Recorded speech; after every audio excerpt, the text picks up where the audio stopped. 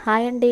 కొత్తిమీర టమాటా పచ్చడి ఏ విధంగా చేసుకోవాలో ఈ వీడియోలో చూద్దాం. ముందుగా ప్యాన్ పెట్టుకొని 1 టేబుల్ స్పూన్ ఆఫ్ పల్లీలు వేసుకొని మంచిగా దూరగా వేయించుకోవాలి. పల్లీలు వేగిన తర్వాత అదే ప్యాన్లో 2 టేబుల్ స్పూన్ ఆఫ్ ఆయిల్ వేసుకొని పచ్చిమిర్చి టమాటోస్ వేసుకోవాలి. పచ్చిమిర్చి వేసిన తర్వాత మనకు టమాటోస్ మగ్గడానికి 1 tablespoon of salt, 1/2 tablespoon పసుపు, 3 వెల్లుల్లి రెబ్బలు, కొత్తిమీర, కరివేపాకు వేసుకొని మంచిగా ఉడకనిచ్చాలి. ఉడికిన తర్వాత మనం మిక్సీకి వేసుకోవాలి.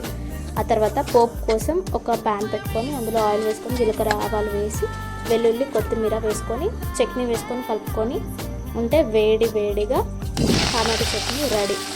ఈ వీడియో కనుక మీకు నచ్చినట్లయితే please like and do subscribe. Thank you for watching. Thank you.